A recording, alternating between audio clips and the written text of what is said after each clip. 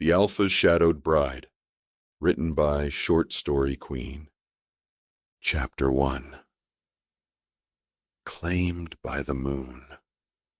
The wind whispered through the trees, like a secret being passed down from one ancient soul to another. Selene moved through the thick underbrush without sound, her bare feet grazing over cool moss and roots that pulsed faintly beneath her soles. Above her, the blood moon hung swollen in the sky, casting a bruised red glow over the forest canopy. The Vale estate lay far behind her now, a marble prison she had slipped away from under the noses of her guards. For the first time in years, she felt untethered, wild. The tug in her chest had grown stronger with each step, as though something, or someone, was pulling her deeper into the dark. The elders had warned them not to run under the blood moon. Superstition, they called it. Draped in myth about wolves losing themselves, about awakenings too violent to survive. Selene had never cared much for their rules. She didn't fear the woods. What she feared was stagnation, the way her body ached with the sense of being unfinished, as if her wolf lay beneath her skin like a scream held too long. Her breath came slow and measured, but not relaxed. There was something else in the air tonight. Not the wind, not the cold. Something heavier. Watching. She paused near the ridge, where the ground dipped into a deep ravine, choked with tangled branches and old stone. Her pulse didn't race. It slowed. Her instincts went quiet. Not in peace, but in warning. She turned, searching the tree line. And there, between two oaks, a shadow shifted. Not the kind cast by trees or moonlight.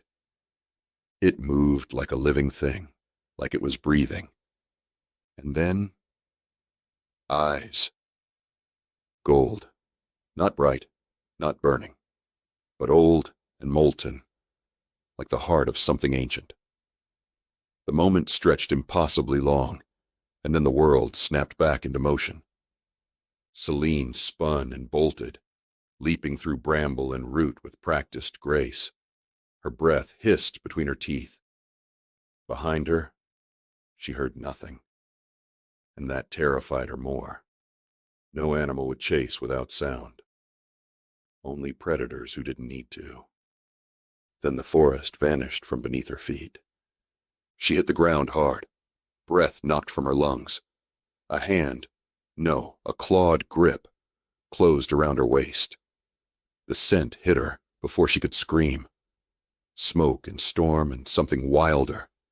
The strength behind it was inhuman, dragging her upward like she weighed nothing. She twisted, slammed her elbow back, but it was like striking stone. The arm around her didn't flinch. "You!" Her voice barely made it out, hoarse and breathless. The words never mattered. The darkness closed in, and the last thing she saw before it took her was the glint of those eyes, watching her not with cruelty, but with possession. She woke in cold stone and silence. Not the silence of emptiness, but the kind that presses against your skull like a presence. She was chained. Wrists bound to iron loops bolted into the walls of what looked like an underground chamber. The walls bled with age, carved in symbols she didn't recognize. Shadows clung to the corners like sentinels. Her wolf stirred, agitated, but not fully present. Just beneath the skin, something trembled, and then she felt him. Not heard, not seen. Felt. He emerged from the shadows like a beast from legend. Tall, broad-shouldered, bare from the waist up. Scars slashed across his ribs and chest, souvenirs from wars that weren't hers to know. The candlelight didn't touch him fully, as if it knew better. His eyes met hers, and something ancient moved between them. Mate. The word wasn't spoken. It was felt. Like heat. Like a pulse between ribs. But he said nothing. He approached without haste, crouched in front of her with the coiled calm of a predator. She tried to pull back, metal scraping against stone, but he didn't touch her, didn't even reach. He just looked, not with desire, not yet, but with certainty. "You took me," she whispered, the chain rattling as she shifted. His voice was low, rough. "You ran under the blood moon. You crossed into my territory. That gives you no right." His head tilted slightly, and she stopped. Not from fear, from the quiet command in his stillness. He didn't need to roar. He was the kind of man who didn't raise his voice, because the world already listened. "You crossed the line," he said. "You felt it, didn't you? The pull." Her throat tightened. He leaned closer then, slowly, so she had time to feel the way his presence filled the air. Heat radiated from him in waves. Her skin tingled, her chest heavy with confusion, and something she didn't want to name. "I took you," he said, "because others would have done worse. I claimed what's mine." She laughed once, bitter. "You think I'm yours?" His gaze didn't waver. "No, I know it."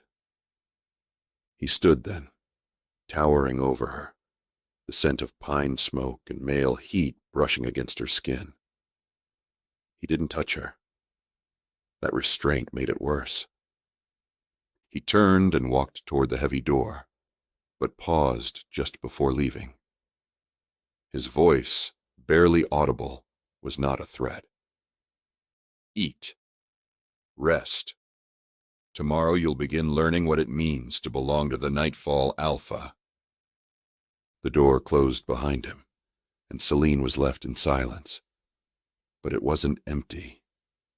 Something inside her, a whisper, a growl, a need, had begun to wake, and it knew his name. Ravik. Chapter 2. The Alpha's Cage. The room held its breath long after Ravik was gone, as though the air itself feared to move without his permission. Selene sat against the cold stone wall, her wrists still bound in iron. The chains had stopped hurting. Her skin had grown numb, or perhaps her thoughts had drifted too far from her body. The scent of smoke lingered in the chamber, faint but impossible to ignore. It clung to her skin, to the rough wool of the blanket someone had left folded near her feet, to the air that tasted of metal and something darker, like the breath of a storm waiting to break. Sleep refused to come. She closed her eyes, but every time she drifted, she saw gold eyes in the dark. She remembered the strength in his hands, not cruel, but certain. The kind of certainty that stripped her of breath and thought. It wasn't the violence that unsettled her. It was the restraint. He could have broken her easily. Instead, he had simply taken her, not as prey, but as something claimed. The word echoed inside her chest like a pulse she couldn't silence. Claimed. When the door opened again, it was morning. Or what passed for morning in a fortress that barely saw the sun. A tray slid across the floor, carrying water and a piece of bread still warm from the fire. She didn't look up right away, but the moment she did, She realized he hadn't sent someone else. Ravik stood by the door, watching her with that same unnerving stillness, his arms crossed, his expression unreadable.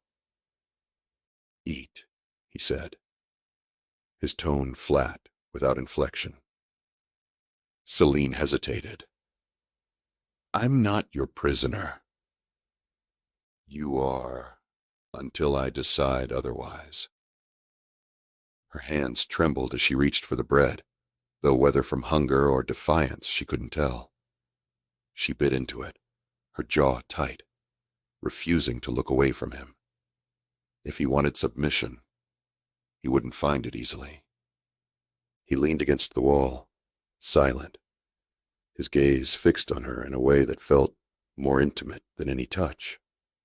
There was no pity in it, no warmth, but there was focus. The kind of focus that made her skin heat, that made her aware of the space between them, of every breath she took under his watch. When she spoke again, her voice was quieter. "Why bring me here?" His answer came after a long pause. "Because they would have killed you if I didn't." The words unsettled her more than threats would have.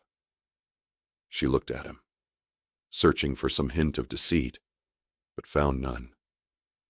He wasn't a man who lied. He was too proud for it, too bound to his own nature. That somehow made the truth heavier. He stepped closer, the scent of him enveloping her. Pine, iron, and the faint trace of something wild, something animal beneath the surface.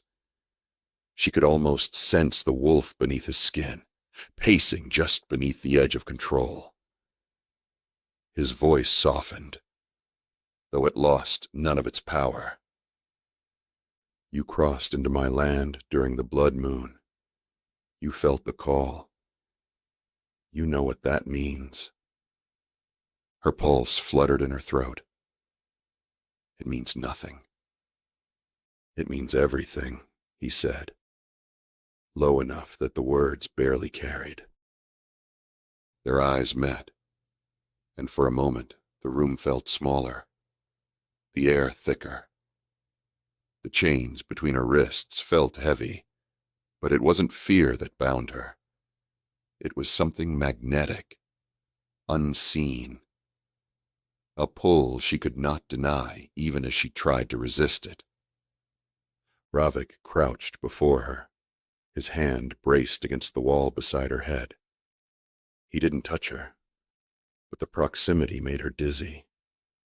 She could feel the warmth of his breath against her temple, the quiet steadiness of his control. He spoke without looking directly at her, as though speaking to himself.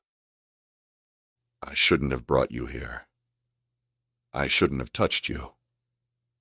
But the moment I scented you, there was no choice left." His words came like a confession, though his tone carried no apology. "Then let me go," she said. He drew back slightly, and his gaze finally met hers again. "If I do, others will find you. They'll see what you are, what we are, and they will tear you apart to undo it." She wanted to argue, to tell him he was lying, but something in his voice made her stop. The quiet gravity of it, the truth woven through every syllable. He stood, the tension in his shoulders a quiet storm he didn't release. "You'll stay here until I know who sent you across the border, until I know who wants you dead." She rose to her feet, the chains rattling softly. "And if I refuse?" He turned his head slightly, just enough for her to see the faintest curve of his mouth. Not a smile exactly, but something close. "You won't." Then he was gone, and the door shut once more. She exhaled, long and trembling, The silence returned, but it no longer felt empty. It felt charged, heavy with the echo of something unspoken. Hours passed. She traced the iron chains with her fingertips, the chill biting into her skin. Every time she closed her eyes, she felt him there. Not in body, but in essence. His scent, his voice, the weight of his gaze. It followed her even in thought, like a tether pulling her back. She tried to remember the world beyond this room, the forest, her home, her family, but the memories felt thin, distant, already fading behind the shadow of his presence. When the door opened again, the light from the corridor fell across the floor, painting her in dim gold. Ravik stepped inside, this time without armor or weapon, only a loose black shirt rolled to his forearms. The sight was disarming in a way she hadn't expected. He seemed less like the monster she'd been warned about and more like something elemental, something born of both fury and silence. He stopped before her, the faintest line between his brows. "You haven't tried to break the chains." "Would it matter if I did?" she asked. He considered that. "It would tell me what kind of fighter you are." She lifted her chin. "The kind that waits for the right moment." His eyes held hers a heartbeat too long, and something shifted between them. A recognition, sharp and mutual. It wasn't affection. It wasn't hatred. It was understanding. Dangerous, magnetic understanding. He reached for the lock, the sound of metal scraping echoing softly through the chamber. The chains fell away from her wrists, leaving faint marks on her skin. She didn't move, even when she could. "You'll eat in the hall tomorrow," he said, stepping back. "With me. And if I refuse..."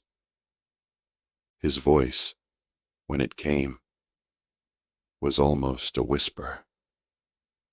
"Then I'll carry you there."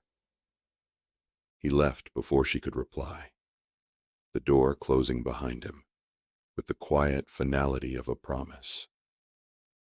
Selene stood motionless, her wrists tingling where the iron had kissed her skin. Freedom should have felt like victory, but all she could feel was the echo of his nearness. The scent, the warmth, the quiet certainty that she was no longer untouched by him, even if he had never laid a hand upon her. In the silence that followed, her wolf stirred again, whispering a single word beneath her breath. Mate. Chapter 3. Bite and Bloodline. The stone corridor stretched long and silent ahead of her, lit only by flickering sconces that cast moving shadows across the damp walls. Selene walked barefoot, the chill biting into her soles, but she didn't flinch. Ravik hadn't sent a guard. He hadn't needed to. There was no need for locks or chains when it was the bond itself that tethered her. Not visible, not spoken, but ever present. At the end of the hall, a great door stood ajar, the scent of cooked meat and firewood wafting through the space beyond. She stepped through without hesitation. It was his way of testing her, of daring her to act as though this wasn't a cage. Ravik sat at the long stone table near the hearth, his posture relaxed, but never unguarded. Even in stillness, his presence dominated the room. The flames behind him painted his profile in gold and shadow, carving the hard lines of his jaw, the depth of the scar along his neck, the way his eyes followed her. Slow, unblinking. He didn't rise when she entered. He only watched, as though measuring every movement, every breath. A plate had already been placed opposite him. She crossed the room with measured grace, the long tunic she'd been given brushing her knees, the fabric coarse against her thighs. She didn't sit immediately. Her hand rested on the chair back, her gaze locked to his. I could still run. Ravik's voice was quiet, unreadable. You wouldn't make it past the outer gate. But I could try. You won't. She lowered herself into the seat, slowly, and tore a piece of bread from the loaf beside her plate. He watched the motion without comment, and the tension between them settled like a third presence at the table. The food was simple. Roasted meat, root vegetables, fire-warmed bread. But her hunger sharpened it into something indulgent. Ravik ate in silence, knife moving with efficient precision, never breaking rhythm. The way he handled even the simplest tools carried the same force she had seen in his body. Restrained strength, always coiled. When he finally spoke, it was without preamble. You've never shifted. Her hand paused mid-bite. No. Your wolf is awake. Barely. He nodded once. It will come soon. It's already close. She said nothing. The food on her plate blurred slightly at the edges, her thoughts circling something she didn't want to admit. Her wolf had stirred that night in the chamber, not in fear, but in response to him. His voice, his scent, his power. When she dared to glance up, she found his eyes already on her. You think you hate me, he said, but your wolf doesn't. The words should have provoked her, but they didn't. They landed with the weight of something undeniable. She could feel Lyra pacing beneath her skin now, closer to the surface than ever before, pushing against her spine, her throat, her mouth. Not with violence, with longing. He rose from the table without warning, moved to the far wall and pulled aside a long cloth draped over the stone. Behind it, old weapons hung from rusted hooks, blades, axes, a bow too large for any average man to wield. He selected a wooden staff and turned toward her, expression unreadable. Come. She looked at him, then the staff, then the empty floor between them. You think I'll train with you? He stepped closer, tossed the staff at her feet. It hit the stone with a loud crack. I think if you don't, you'll break the first time someone tries to take you from me. She picked up the staff, its weight rough and unfamiliar in her hands. Her body tensed, already calculating angles and distance, already preparing to lose. He didn't hesitate. He lunged. The first strike was fast, not brutal, but sharp enough to sting. She blocked, barely, her grip clumsy. The second came lower, sweeping her legs, and she fell hard. Her elbow hit stone, breath whooshing from her chest. He didn't offer a hand. Selene stood again, slower this time. The next time he came at her, she ducked, swung wide, missed. He countered, striking her side, not cruel, but enough to remind her of what he was. Again. They moved in silence, the sound of wood on stone, breath in the dark, skin on sweat. She didn't know how long they danced like that. Minutes or hours. Her body ached. Her arms trembled.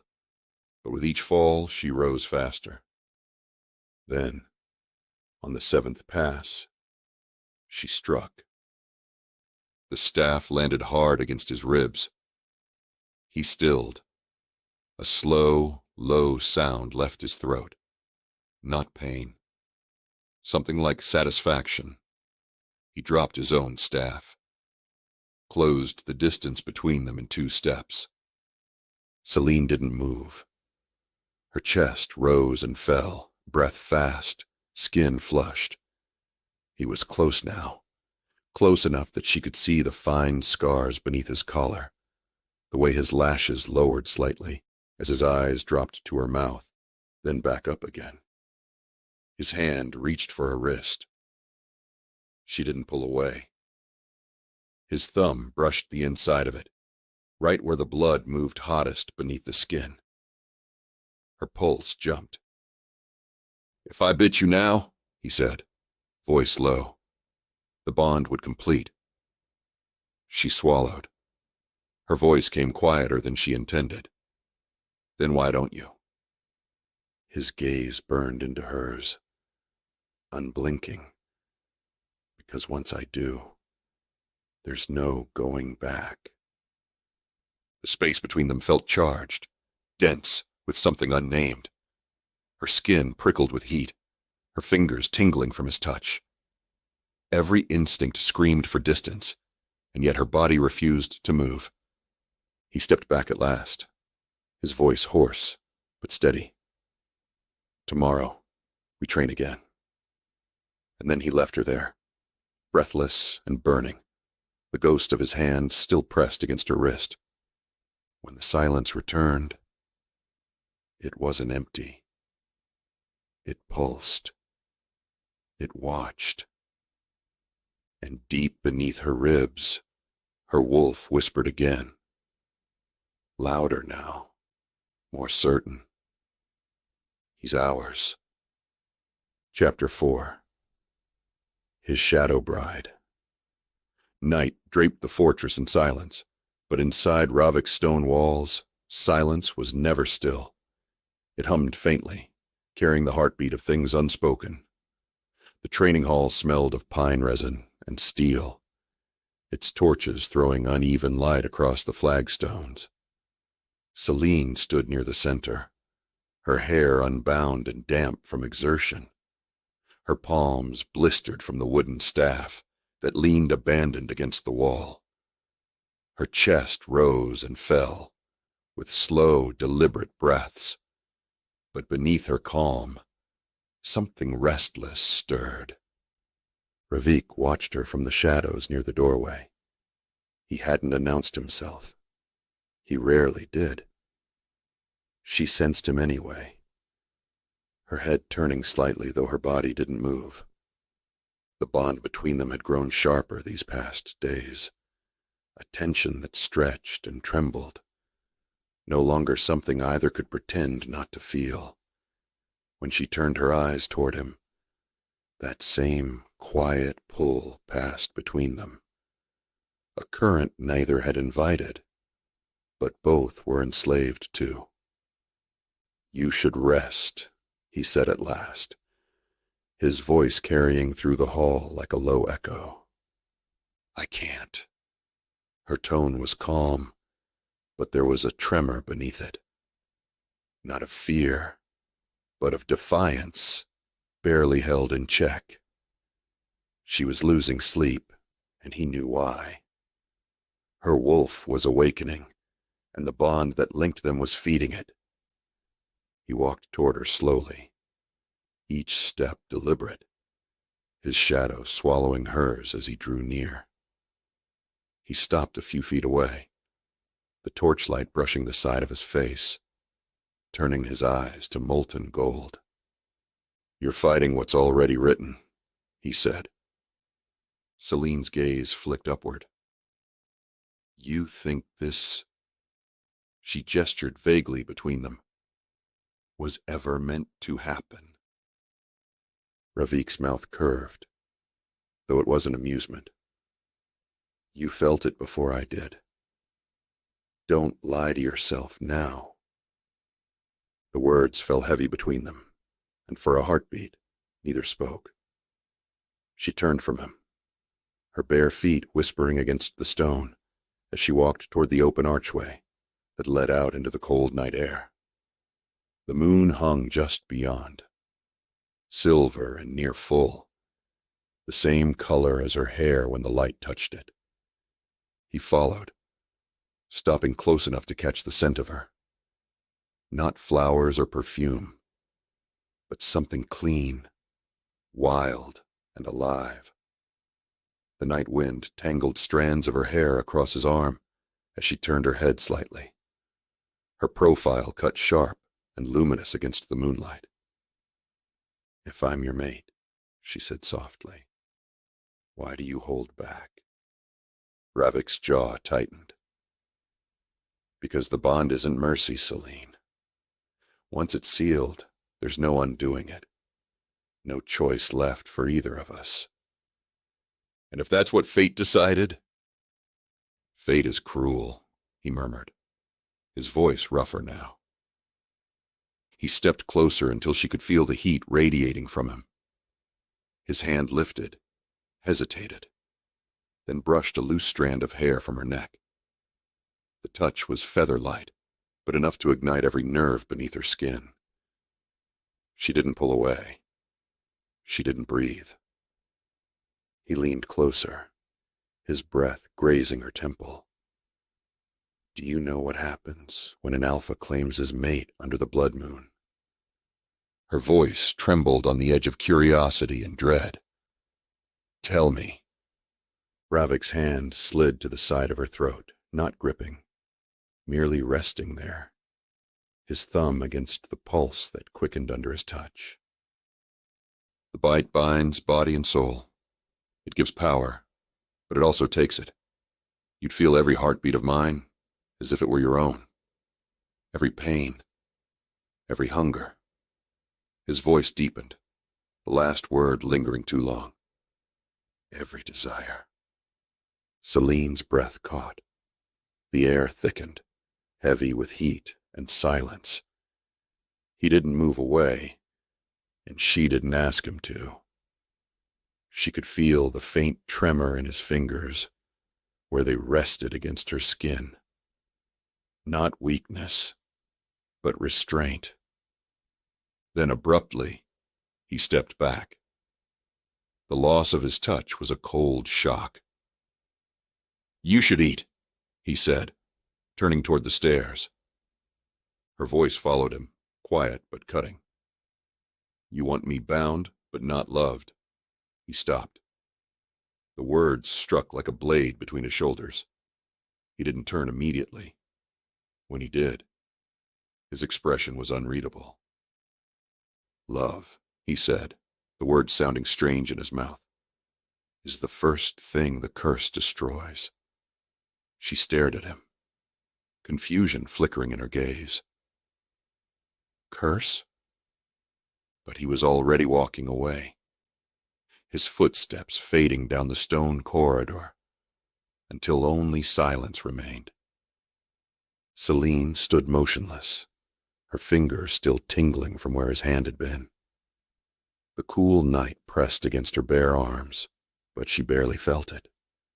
The ache between them had become something physical, a slow, consuming fire that built with every word left unsaid. She returned to her room, though sleep was an illusion she'd long stopped chasing. The moonlight spilled across the floor in pale ribbons. She could still smell him, smoke, pine, and the faint iron scent of old blood. She hated that she craved it. When she finally sat by the narrow window, her thoughts drifted, unbidden, to the way his eyes had changed when he spoke of the curse. She had seen something then. Not cruelty, but memory. Regret buried so deep he could no longer name it. A sound stirred behind her. Her pulse jumped, though she didn't turn right away. She knew it was him. She could feel it before his shadow crossed the floor. "I told you to rest," Ravik said, his voice lower than before, roughened by something she couldn't name. "I couldn't." He moved closer, slow and silent, until he stood beside her at the window. The moonlight touched them both now.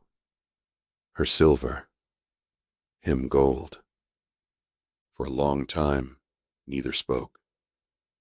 The world outside was endless forest and mist, but inside the room, the air trembled with everything that wasn't being said. "I should hate you," she whispered. "You should." She turned her head toward him. "Then why don't I?" Ravik's hand lifted again, almost involuntarily, and this time when his fingers brushed her cheek, she didn't flinch.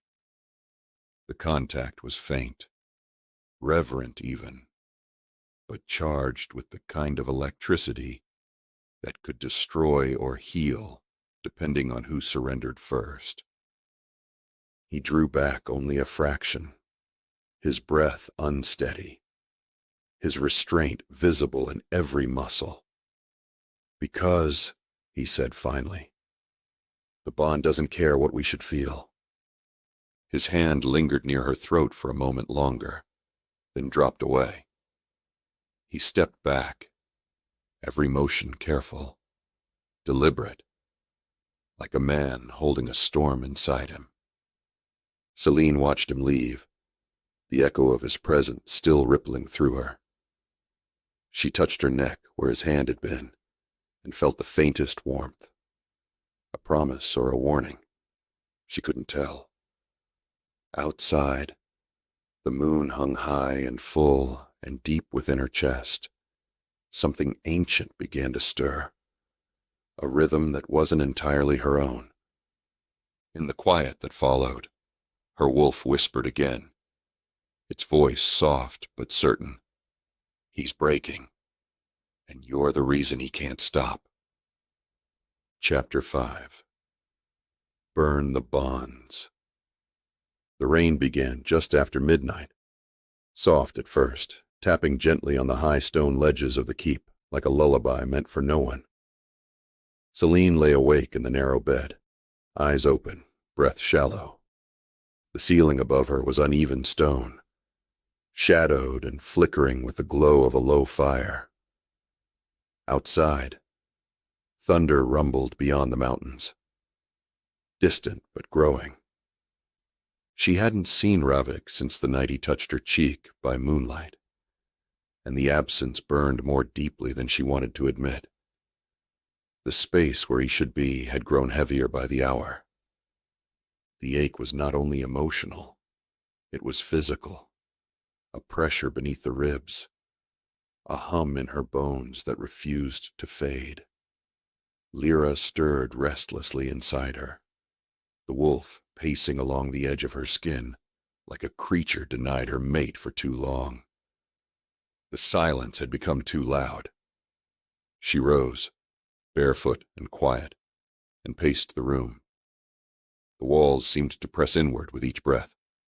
When the lightning cracked again, white and sudden, she didn't flinch.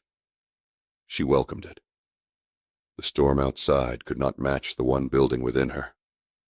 A sound cut through the rain, muffled voices, too hushed to make out clearly, but urgent. She stepped to the door and pressed her ear against it, listening. Another voice joined them, deeper, commanding. She recognized it instantly. Ravik. Then silence, then a scream. It tore through the corridor like a knife through fabric, raw and short-lived. Selene didn't hesitate. She pushed the door open and ran. The corridor was lit with torches, smoke and wind swirling where a window had been shattered. At the far end, 3 of Ravik's warriors stood over a fallen figure. Blood pooled beneath the man's throat, the scent of it sharp and metallic in the storm-washed air. Ravik stood above him, broad and bare-chested, blood splattered across his forearms. His breathing was steady, but something in his stance was cracked. Selene stopped several feet away, her pulse hammering, not from fear, not of him, but from the sudden clarity of the moment. This wasn't war. It was execution. One of the warriors glanced her way, eyes widening. Ravik turned, saw her, and something behind his gaze shifted, not softening, but sharpening. He tried to send word to the Veil Pack, he said simply. Tried to trade your location for coin. Selene looked down at the dead man. She hadn't known his name, had barely seen his face in passing, but the sight of his lifeless body didn't chill her. It anchored her. Was he one of yours? She asked quietly. Ravik nodded once. He was. The silence between them felt like the pause before a storm's final break. She stepped closer, the floor cold under her feet, her gaze fixed not on the corpse, but on him. You killed him to protect me. Ravik looked at her then, and for the first time, the mask of control cracked wide enough for her to see the truth beneath. It wasn't loyalty that had driven him. It was instinct. I killed him, he said, voice low, because the moment he touched the message, I saw what losing you would do to me. The words hit harder than any blow. He stepped closer, until the space between them pulsed with heat and tension. She didn't move, didn't dare breathe. The scent of rain clung to him, mingling with blood and smoke and something deeper, something uniquely his. Her heart didn't race. It clenched. His hand came up, not rough, not commanding, just there, near her cheek again, hesitating. She leaned into it without thought. The calloused skin against hers sent a low burn through her chest. Say the word, he murmured, and I'll finish the bond. Selene looked up at him, her eyes bright but unreadable. And if I don't?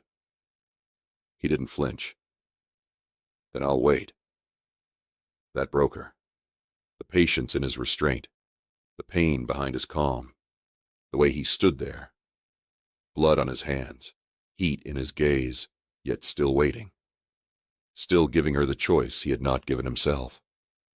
Her hand moved first, rising to cover his, pressing his palm harder to her skin. She didn't speak. She didn't need to. The moment stretched until it threatened to break them both. Then, without a word, she turned from him and walked back to her chamber, her legs steady, but her chest burning. That night, sleep found her, but peace did not. The bond hadn't been sealed. The bite hadn't been given, but it was changing them all the same. Slowly, violently, inevitably. When morning came, it brought no sunlight, only the low gray of clouded skies. She found him in the courtyard, surrounded by stone and wind, shirtless again, as if pain needed air to breathe. He trained alone, his movements sharp and brutal, striking against a thick wooden post until the bark split and blood lined his knuckles. Selene stood in the doorway, arms crossed, her gaze locked to him. She didn't call out. She didn't interrupt.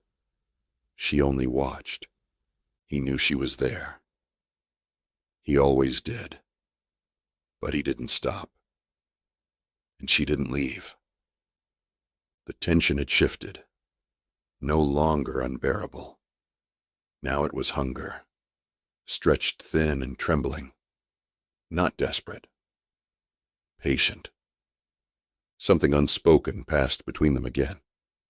The understanding that nothing about this bond would be easy. It wasn't flowers and moonlit vows. It was fire and silence, death and protection, and desire that didn't ask for permission. By nightfall, she returned to her room and found the window left open, the wind carrying the scent of pine and ash. A fresh blanket lay folded on the bed. She didn't need to ask who had left it. She sat by the window again, moonlight silvering her hair, and when her wolf stirred beneath her skin, she didn't fight it. Lyra's voice came clearer now, not a whisper, but a quiet vow. We're already his. Chapter 6. Beneath the stone keep. The wind in the mountain twisted colder as the season crept deeper into its bones. Within the keep's thick walls, the air held the faint, permanent chill of stone that had stood for centuries. The torches flickered in their sconces, and the scent of damp earth and old ash lingered in the corridors like a memory that refused to die. Selene moved through the halls with a quiet purpose, her footsteps careful, her breath shallow. Days had passed since the failed betrayal in the courtyard, since Ravik's silent vow, spoken in blood and fire. He hadn't tried to seal the bond again. He hadn't touched her, hadn't cornered her in shadow or demanded surrender, but she felt him everywhere, in the quiet of her chamber, in the weight of his gaze across the hall during meals, in the way her skin remembered the pressure of his fingers long after he'd walked away. Something in her had begun to shift. Not just the wolf within, though Lyra's voice was no longer the whisper it had once been, but her very center, her instincts, the compass she had trusted all her life. She was no longer certain of the lines between fear and fascination, between being taken and being chosen. The man who had stolen her away no longer felt like a captor. He felt like a storm circling too close, inevitable and terrifying, and still she moved toward him. But tonight, she wasn't seeking Ravik. Tonight, something else called to her, an ache deeper than desire, a pull that didn't feel entirely her own. It had started with a dream, faint and fragmented, of stone stairs and fire-lit walls, and a voice she didn't recognize murmuring through her veins. When she woke, her hands had already been reaching for her boots. The lower corridors of the keep were rarely used, old and narrow, carved into the bedrock itself. She passed the storage rooms, the disused tunnels, until she reached a door she'd never noticed before. Wood, aged and splintered, with a rusted iron ring instead of a handle. She touched it, expecting resistance, but it opened easily under her fingers. Inside, darkness yawned wide and quiet. She stepped in. The air shifted instantly, cooler, thinner, dense with old power. The walls were close, and the steps led downward in a slow spiral. She moved carefully, torch in hand, the flames shuddering with each breath of stale air. The staircase ended in a vast chamber, its ceiling lost in shadow, its floor slick with centuries of moisture. On every wall, symbols had been carved. Not words, but shapes, ancient and spiraling, etched deep into the stone and worn smooth by time. In the center stood a low altar, and around it, rows of books and scrolls sealed in cracked glass and bone-colored leather. She stepped closer, fingers brushing along the spines, the scent of dust and old paper rising around her. She could read only fragments. Names of alphas long dead, accounts of rituals lost to time, legends of the mate bond and what it could unlock. One scroll lay open across the altar. It hadn't aged like the others. Its ink was fresh, the parchment clean. At its center was the mark of the Nightfall line, a sigil she'd seen burned into Ravik's chest, just below his collarbone. Below it, a phrase in a language she couldn't read, and beneath that, a symbol she didn't recognize. But her wolf stirred at the sight of it, a deep unease curling in her belly. The sound of footsteps behind her shattered the silence. She turned slowly, and there he was, Ravik, his presence filling the room before his voice did. His expression was unreadable, but his jaw was tight, his chest rising slow and deliberate. He didn't ask how she found the chamber. He didn't accuse her of trespass. "You weren't meant to see this," he said, voice low and hard. "I dreamed it," she replied, just as softly. Ravik stepped forward, each movement quiet but heavy with restraint. This room was sealed after the last alpha took his own mate's life. Selene's breath caught. Because of the bond. Because of the curse. His voice was flat, but the words scraped raw. The bond gives us power, but for Nightfall blood, it comes at a cost. The stronger the connection, the more it demands. Love becomes a weakness the wolf doesn't understand. Obsession, possession, and eventually, madness. She looked down at the scroll again, heart hammering. "So you're afraid you'll lose control." "I already have." His answer came without hesitation. Her eyes snapped back to him, startled. "I can feel your every movement now," he continued. "Every breath, every emotion. It's not supposed to happen this fast. Not before the bite."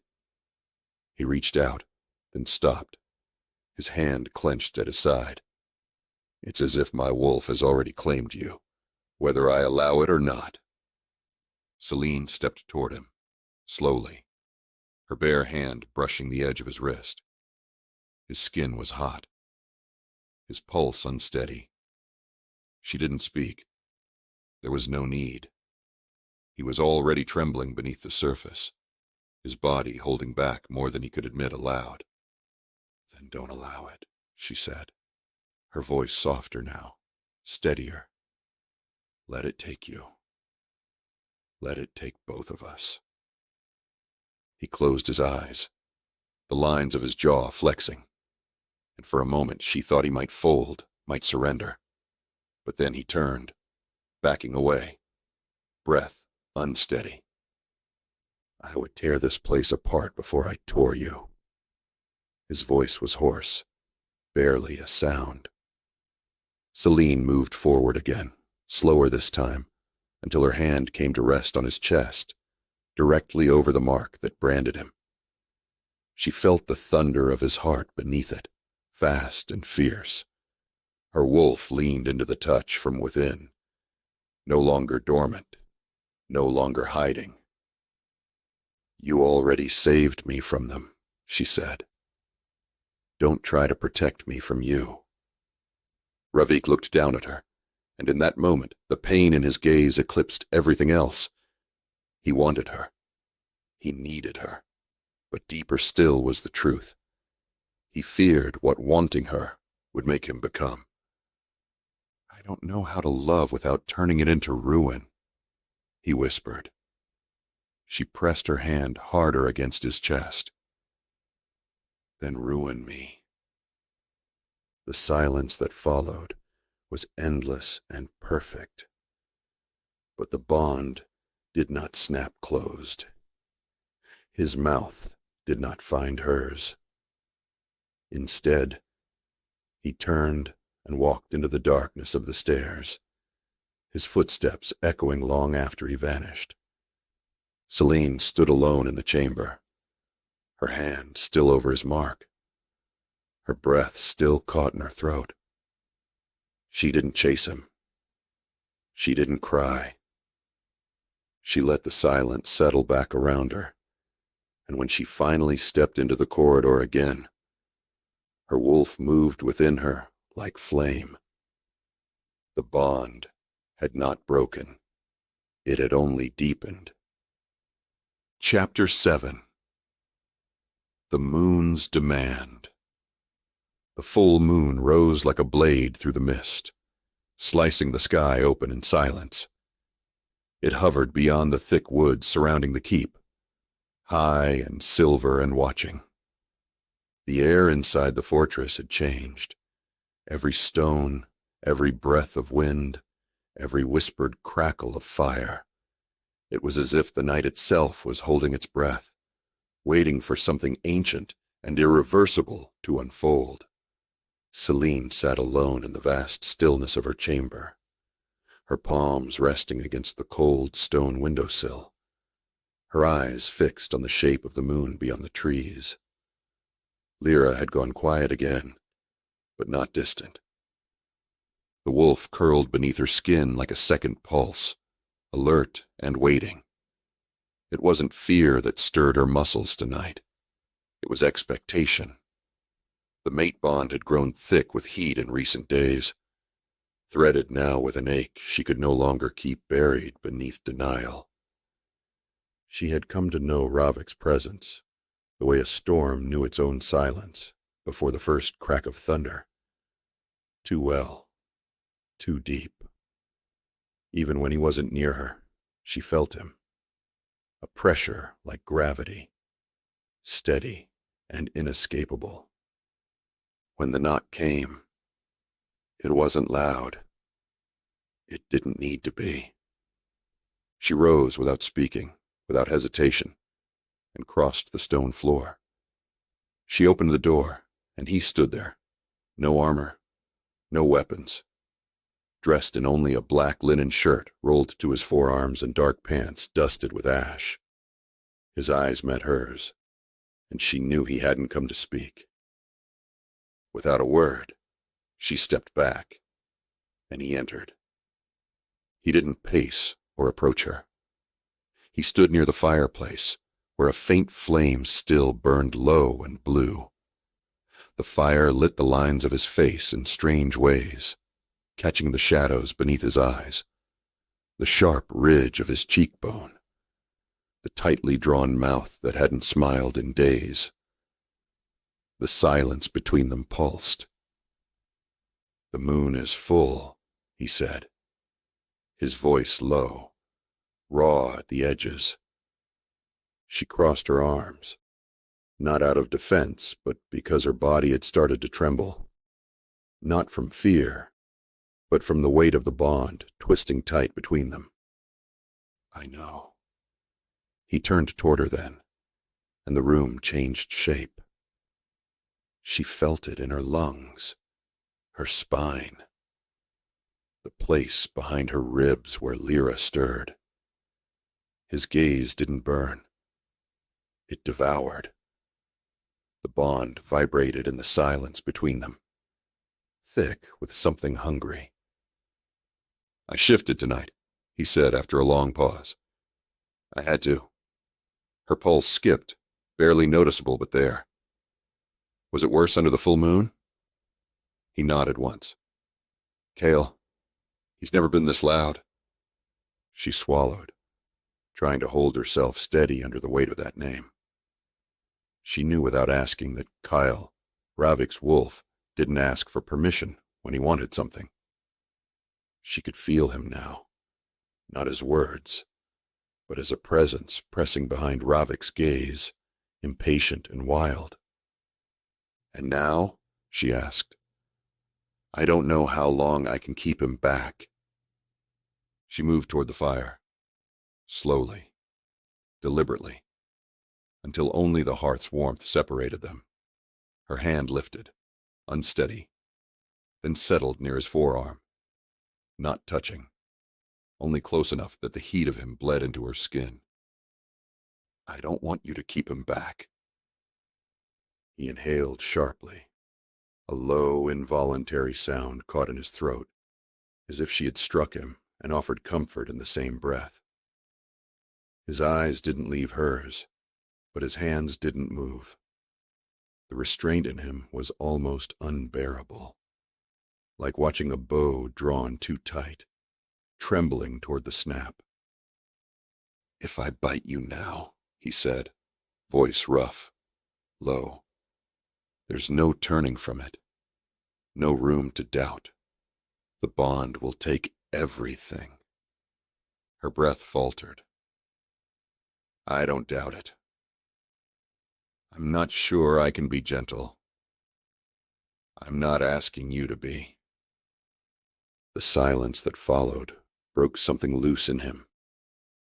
He reached for her, one hand at her waist, the other at the back of her neck, not pulling her close, but holding her in a way that made the world narrow to nothing but touch. Her fingers curled into the fabric of his shirt, gathering it into her fists as if bracing herself. She didn't speak. She didn't ask him to stop. His mouth hovered near her skin, not kissing, not biting, only breathing in the shape of her. Then he stilled, not in hesitation, in resistance. He stepped back so suddenly it left her breathless, the air between them collapsing like something wounded. No, he said, hoarse, nearly a growl. Not tonight. Her hands dropped to her sides, the ache between them so sharp it felt like pain. Why?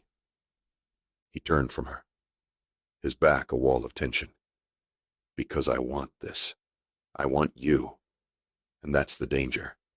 If I bite you now, it won't be because the moon demands it. It will be because I do. The words weren't a rejection. They were a confession, and they hurt. He left her standing in the firelight, her pulse still thudding against her throat, her body still burning with a need he'd refused to satisfy. She didn't follow. She stood where he had held her, arms wrapped around her own waist, and waited for the ache to fade. It didn't.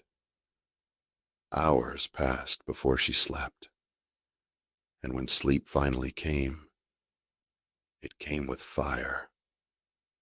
She dreamed of stone halls and a blood-marked altar, of Ravik's mouth at her throat, of Lyra howling beneath the stars as the bite closed, fusing them to something larger than pain or fear.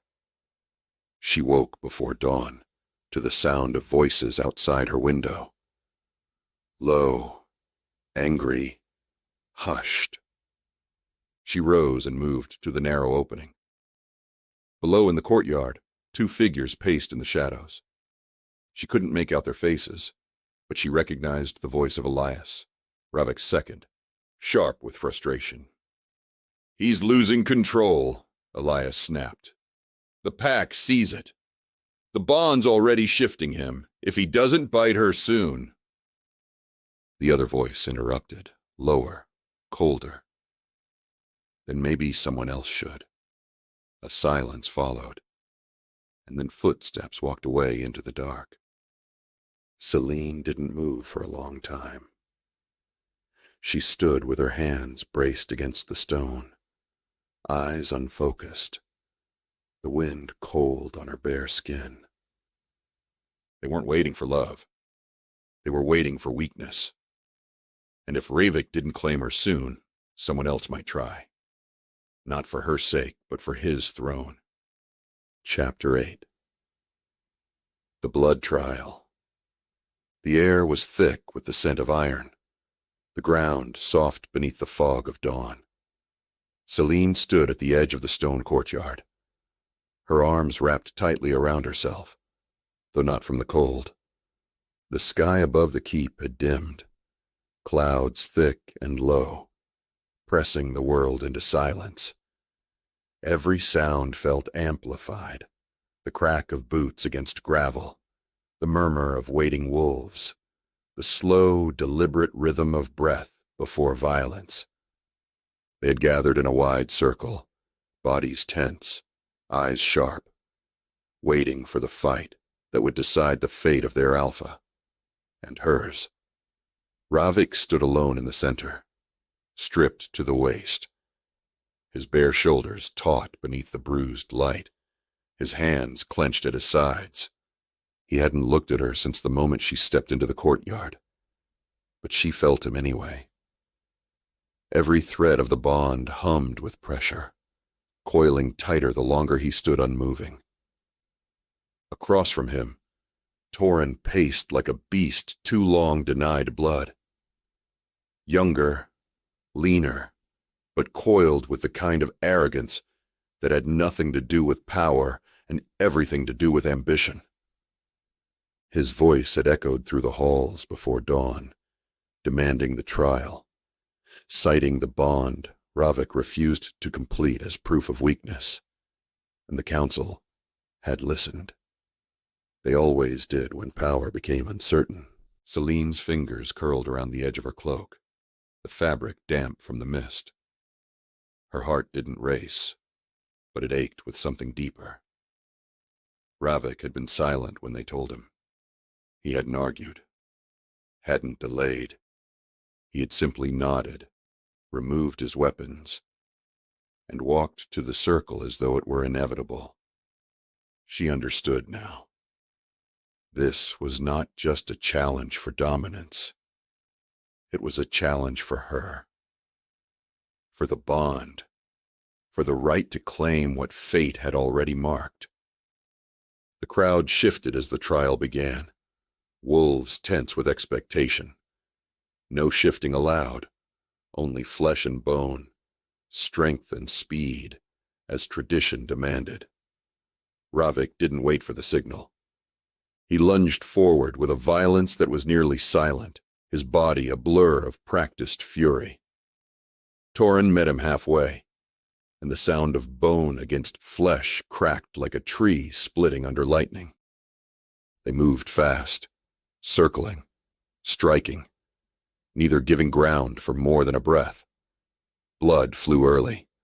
Torin's lips split, Ravik's knuckles torn raw, but it wasn't enough. Not yet.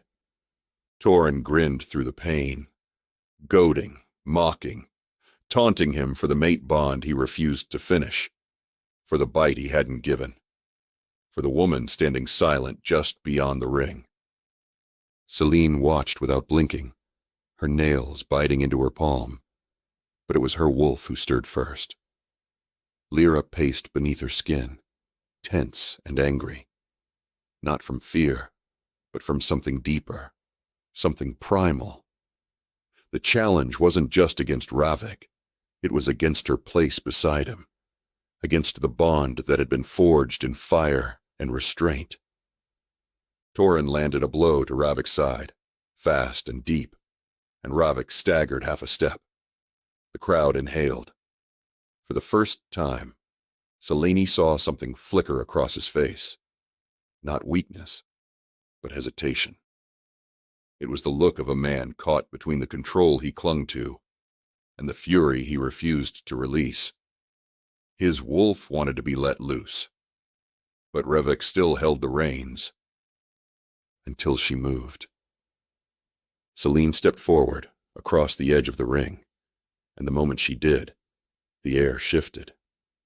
Wolves turned toward her, growling low, but none stopped her. Her eyes never left Ravik. Her voice didn't rise. She didn't speak at all, but her presence alone struck through the tension like a blade. Ravik's eyes met hers, and something inside him broke. He moved without sound, not toward her, but through Torin. This time there was no restraint. His fists landed like thunder, his strikes no longer precise but savage. Torin reeled, blood spraying from his mouth, his growl turning into a scream as Ravik slammed him into the dirt, again and again, until the circle pulsed with the rhythm of bone-meeting earth. He didn't kill him, but he left him broken, gasping, one arm twisted beneath his own weight. The silence that followed was almost holy. Ravik stood over his challenger, chest heaving, eyes no longer gold but molten. He turned slowly, gaze landing on Selene, as if drawn by something older than time. The bond between them snapped taut, nearly visible in the air, humming with the energy of something unsatisfied. She didn't flinch when he came toward her. She didn't move at all. Her breath stilled in her chest. Her wolf howled inside her, not with fear, but in answer, in recognition. Ravik stopped in front of her, towering and blood-spattered, not speaking, not asking. The whole pack watched, their breathing shallow. The moment cracked with tension, aching for resolution. But he didn't touch her. He turned away instead, retreating to the far edge of the courtyard, alone again. His body trembling not with pain, but with restraint. The fight had been won, the throne secured, but the bond remained unsealed, the bite still absent. He had protected her with violence, but he still wouldn't take her. Not like this. Selene didn't follow him, not right away. She stood in the center of the courtyard, her hands at her sides, her body alive with a fire that hadn't existed before this day. She understood now what the bond truly was. It wasn't only a force of destiny. It was a question Ravik hadn't answered yet. Would he let himself belong to her as much as she already belonged to him? When night fell again, the keep was quiet. She found him in the highest tower, facing the darkened forest. The wind tugged at his shirt, and his back was still streaked with drying blood. He didn't turn when she entered, but he knew she was there. He always did. "I thought I'd have to lose you to know what I was willing to become," he said, voice low, nearly broken. "Now I know. But it's not enough to win. Not if I become the monster they already believe me to be." Selene stepped behind him, close enough that their bodies nearly touched. Her hand came to rest on his shoulder. Not to pull him, not to push, just to remind him she was there. "We already carry the same darkness," she said. "You've just been carrying it alone." His head dropped forward, breath shaking once, then stillness. The bond pulsed between them again, louder now, demanding. But he didn't reach for her, and she didn't ask him to. Chapter 9. The Broken Oath. The storm that rolled over the mountains came without warning. The skies cracked open with a low growl, and rain lashed the stones of the keep, relentless and cold. Selene stood alone in the library, the long windows rattling in their frames as wind rushed through the towers.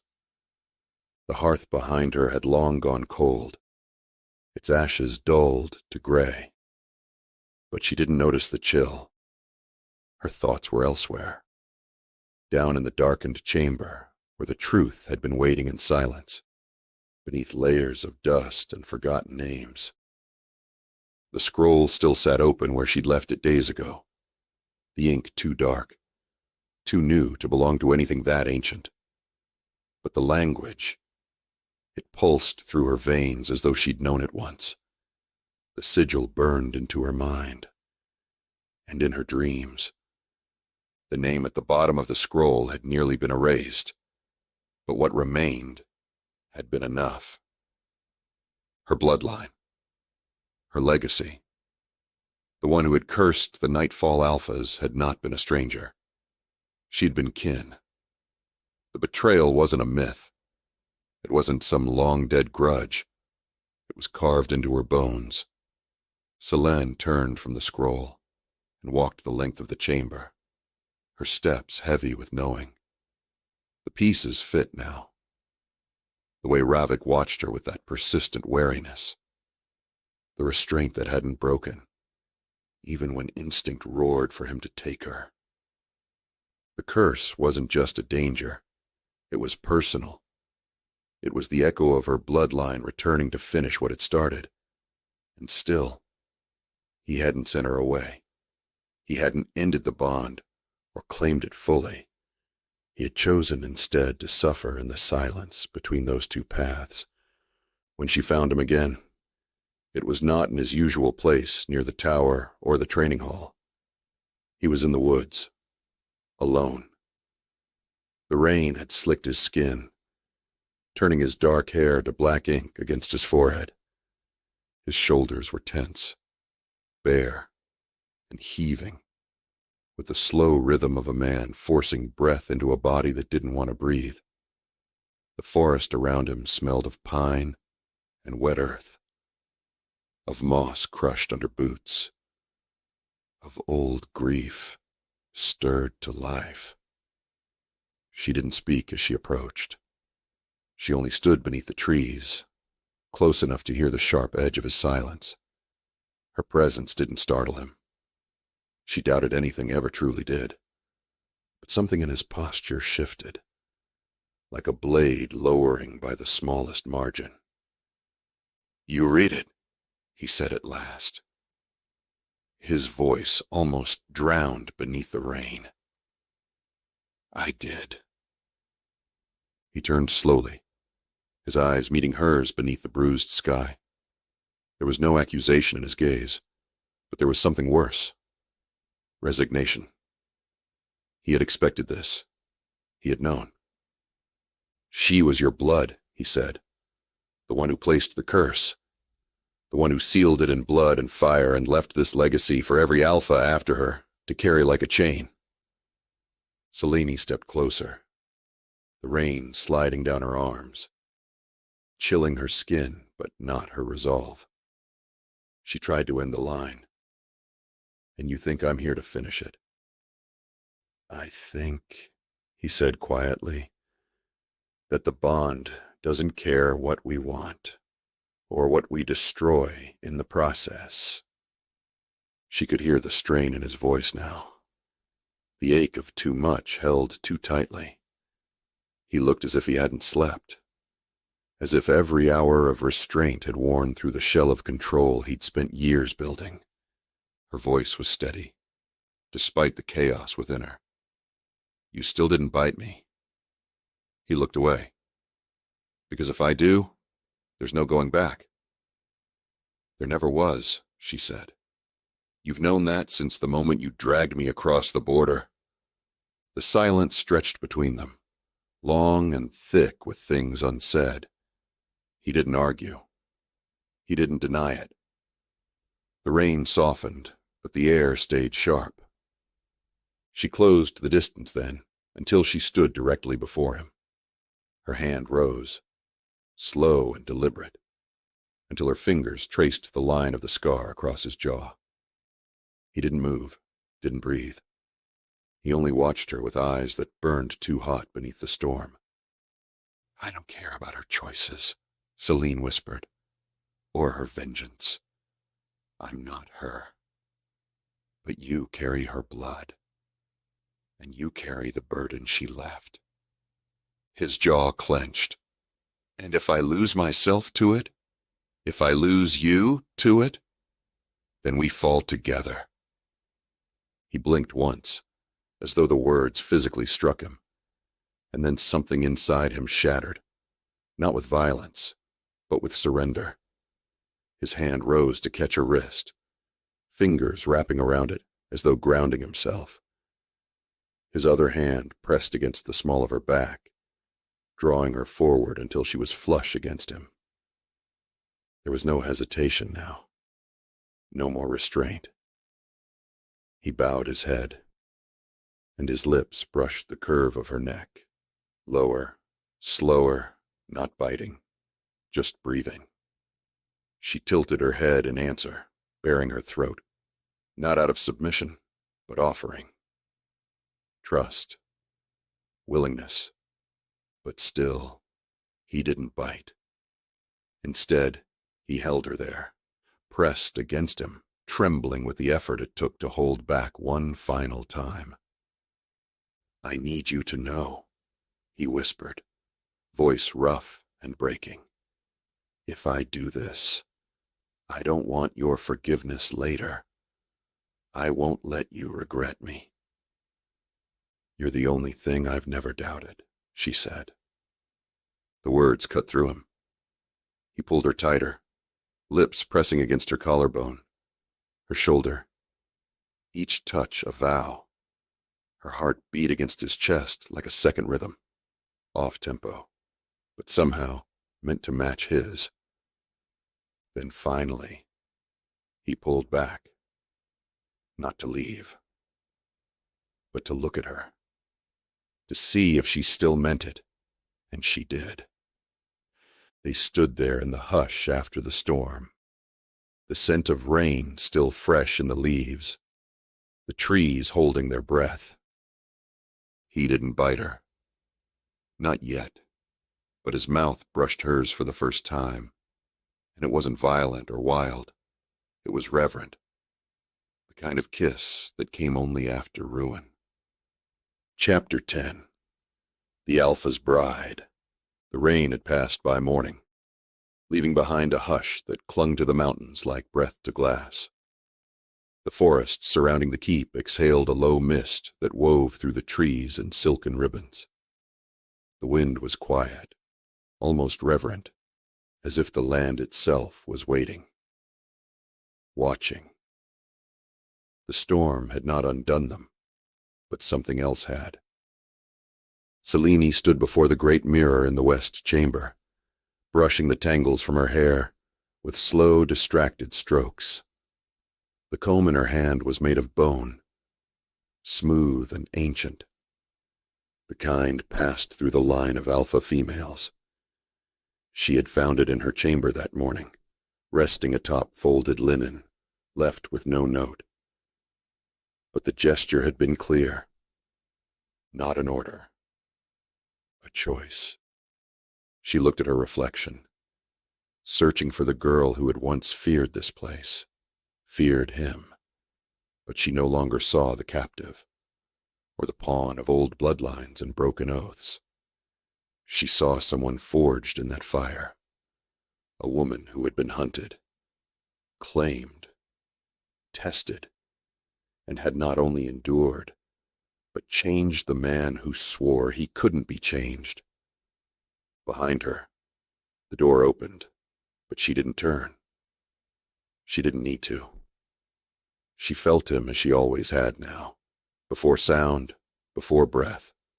Ravik entered with the steady presence of a force of nature, tamed just enough to walk in human form. He said nothing. Not yet. The silence between them was no longer a barrier. It had become language. She set the comb down and turned, her hair cascading like pale silver across her shoulders. He had dressed in black again, the high collar of his shirt open at the throat, his sleeves rolled to his forearms, hands still raw from the fight days earlier. But his eyes, the eyes that once burned with calculation and control, were quiet tonight, waiting, not with hesitation, but with reverence. He crossed the room, each step slow, measured, until he stood before her, close enough for her to feel the tension that lived just beneath his skin, the instinct he had denied for too long. His hand lifted, brushing her cheek, then falling to the edge of her jaw, his thumb tracing the place where her pulse beat steadily. He studied her, as if memorizing the details one last time before surrendering. "I've held back for so long," he said, his voice low and rough, "but I'm not going to anymore." Selene didn't answer with words. She leaned forward, her hands sliding up his chest, not grasping but grounding herself against him. The bond between them surged, alive and bright beneath the skin. His breath caught. Her heart thundered, not with fear, but with the weight of what came next.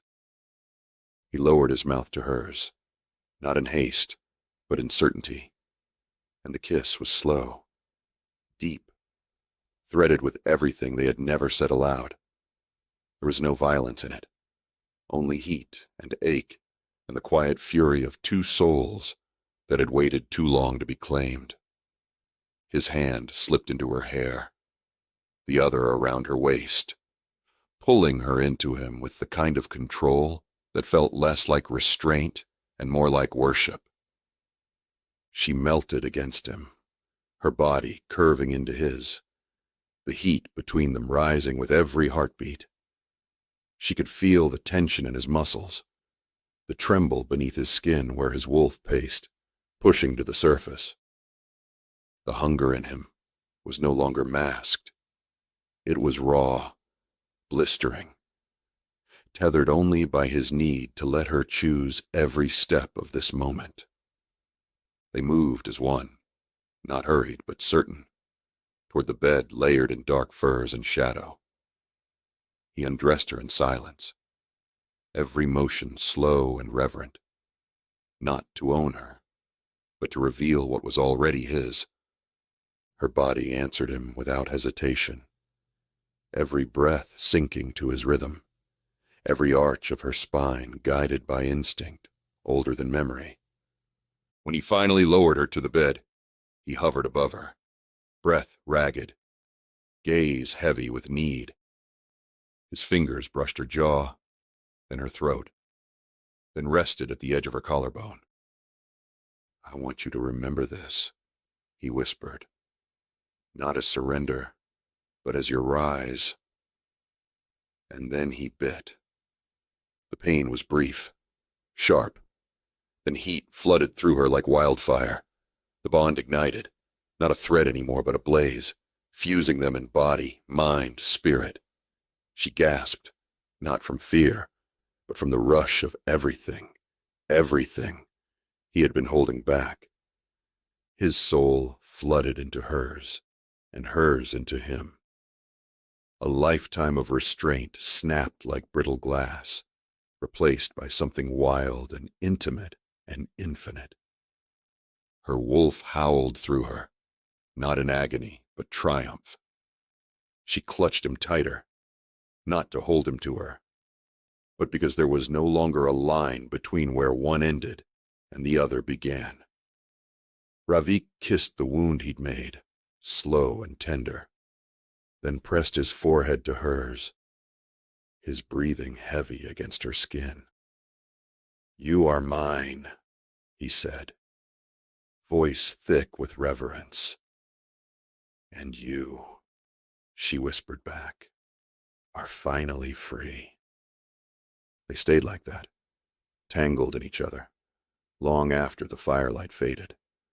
The bond had settled into something steady now, less a roar, more a pulse. It no longer demanded. It simply was. In the silence that followed, they didn't speak. They didn't need to. The curse was still real. The danger still lingered.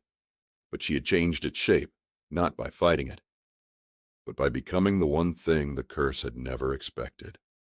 His equal.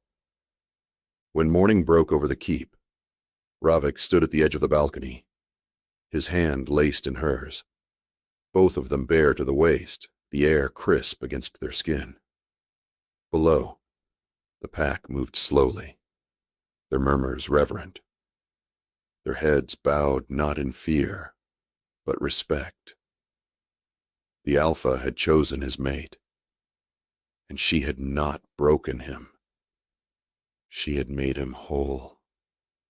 Selene stepped closer, her lips near his shoulder, her voice a whisper of heat against his skin. "I'm not your weakness." He looked down at her, eyes steady, lips curving with something rare. "No," he said, voice thick with truth. "You're the only thing that ever made me strong." And when the wind rose through the trees, it no longer sounded like warning. It sounded like blessing.